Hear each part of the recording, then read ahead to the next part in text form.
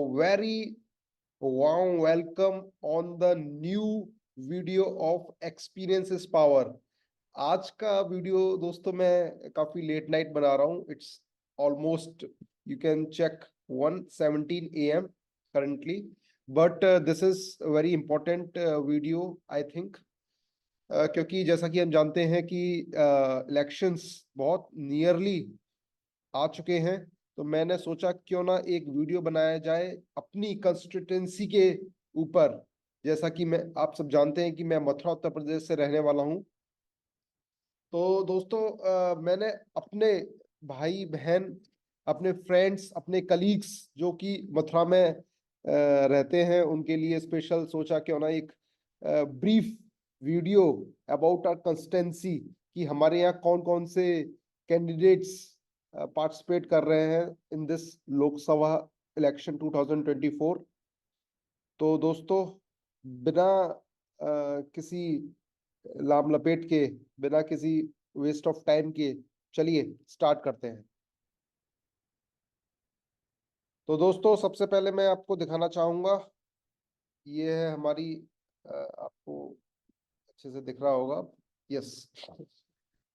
तो आप देख सकते हैं मैंने एक एक्सेल शीट बनाई है, क्योंकि मुझे एक्सेल शीट से बहुत प्यार है। तो मैंने एक एक्सेल शीट बनाई है आपके आगे कि हमारे प्यारे मथुरा वृंदावन दोस्तों, ये मैंने एक्सेल शीट बनाई है क्योंकि आप जैसा जानते हैं कि मुझे एक्सेल शीट से बहुत ज्यादा प्यार है। तो मैंने सोचा क्यों ना एक ब्रीफ डिस्क्रिप्शन और ब्रीफ डिफरेंस किया जाए अपने प्यारे मथुरा वृंदावन के कंस्टिट्यूएंसी क्षेत्र के बारे में। तो दोस्तों मेजरली हमारे इस इलेक्शन में मेजरली 4 कैंडिडेट और 4 पार्टी पार्टिसिपेट कर रही हैं। बाकी भी पार्टी हैं। आप केवाईसी ऐप मैं आपको दिखा भी देता हूं।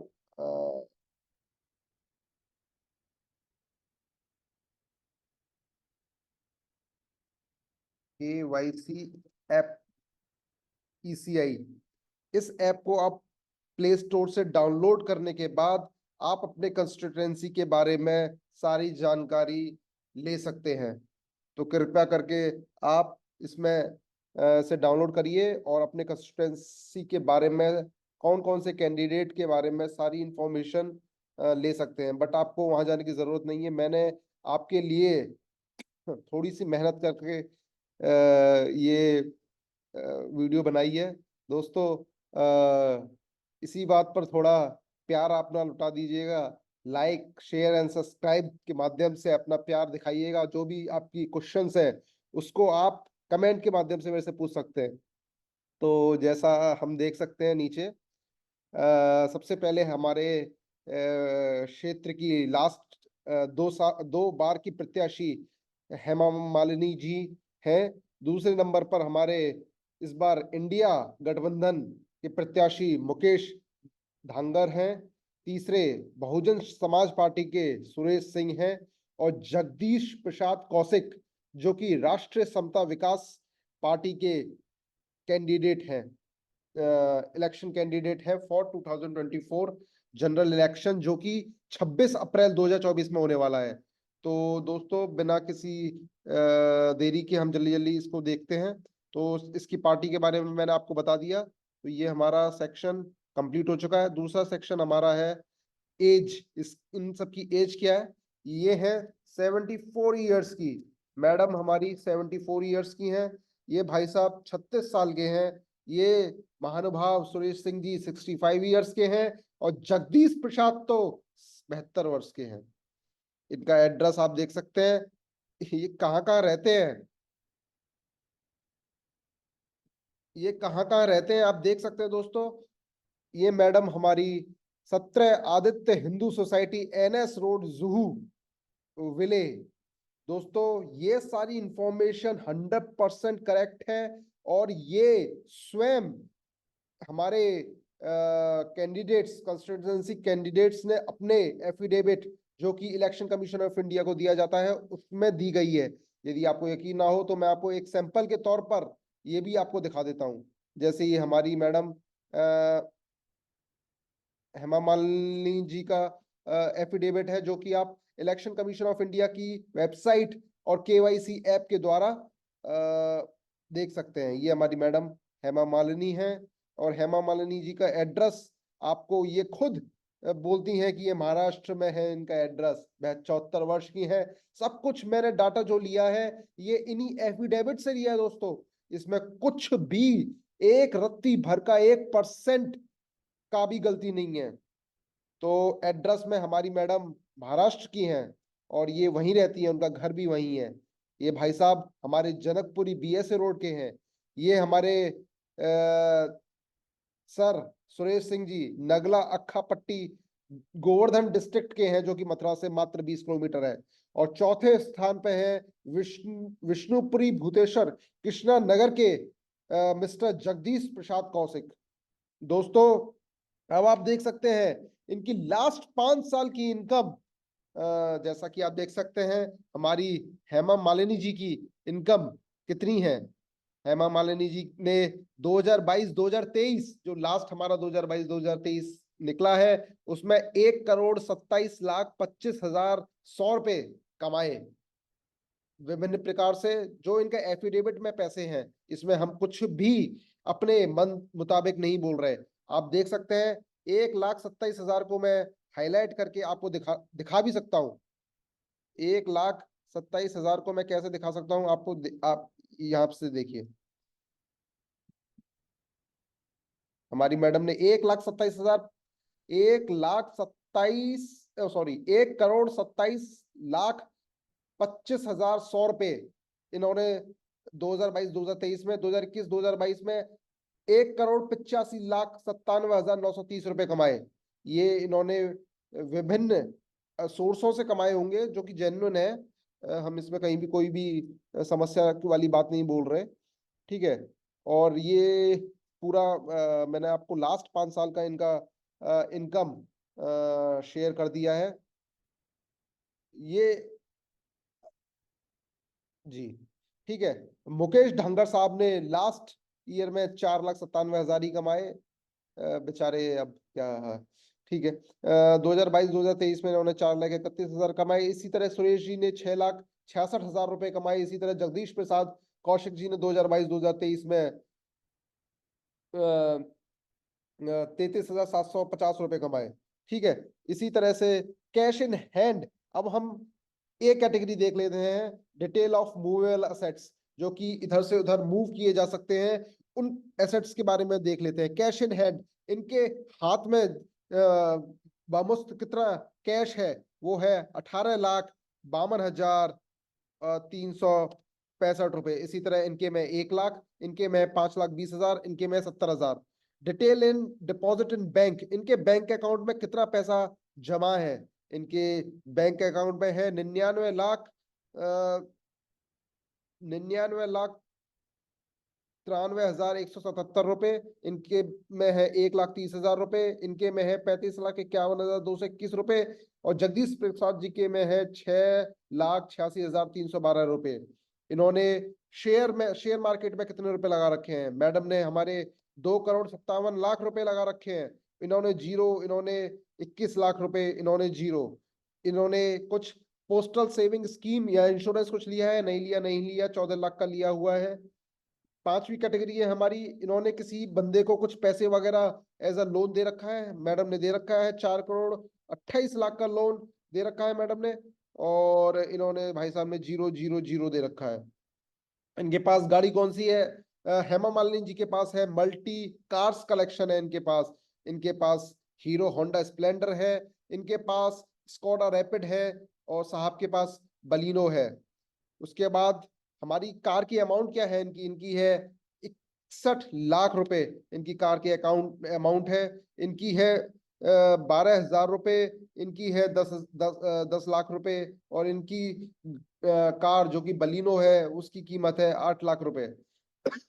दोस्तों इसी तरीके से देखा जाए तो इनके पास कुछ ऐसा एसेट्स है जिसकी इंटरेस्ट वगैरह आ रहा है। तो मैडम के पास इंटरेस्ट के रूप में हर साल 8,96,000 रुपए आ रहा है। इनके पास 0,0,0 आ रहा है। तो टोटल इस तरीके से मैडम की आय बनती है नंबर 1, 12 करोड़ रुपए। 12 करोड़ रुपए इनके बैंक अकाउंट, कार, इन सब मूवेबल एसेट्स को मिलाया जाए, ए कैटेगरी, जो कि हमारी ए कैटेगरी है, उसको हम देखें तो ये मैडम की ए कैटेगरी का टोटल बैठता है आपका 12 करोड़ रुपए। 12 करोड़ रुपए की मैडम मालकिन है। और भाई साहब हमारे 1 लाख रुपए के मालिक, 1,25,000 के मूवेबल एसेट्स के मालिक हैं। सुरेश जी हमारे 87 लाख रुपए इनके बैंक अकाउंट से मूवेबल एसेट्स के मालिक हैं। और जगदीश जी हमारे 11 लाख के मालिक हैं। दूसरा कैटेगरी हमारी आती है इमूवेबल एसेट्स, जिसको हम इधर से उधर नहीं कर सकते, वो एक स्थान पे है तो एक स्थान पे ही रहेंगे।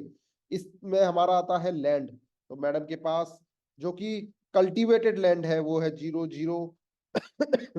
साहब के पास 1.48 एकर्स की जगह है एग्रीकल्चर लैंड। और साहब के पास, जगदीश जी के पास 1.94 एकर्स की लैंड है।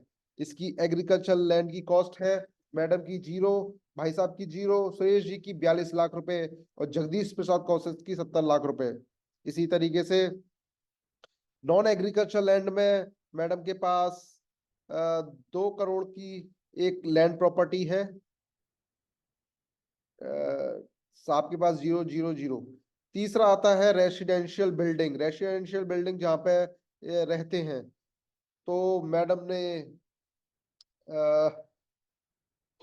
ये देख के ही मेरी आंखें थोड़ी फटी की फटी रह गई। मैडम का जो रेसिडेंशियल बिल्डिंग की कॉस्ट है वो है 111 करोड़ रुपए। दोस्तों इसमें मैं कहीं भी अपने मन से नहीं बोल रहा हूँ, ये सब मैं आपको बकायदा दिखा सकता हूँ।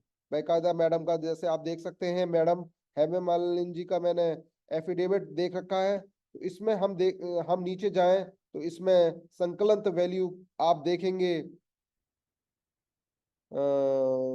एक सेकंड, एक सेकंड, एक सेकंड,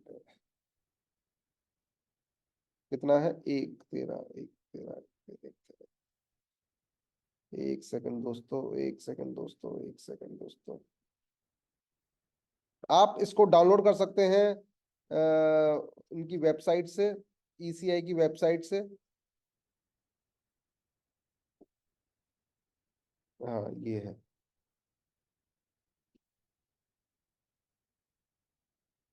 तो यहाँ पे आप देख सकते हैं, इकाई, ढाई, सैकड़ा,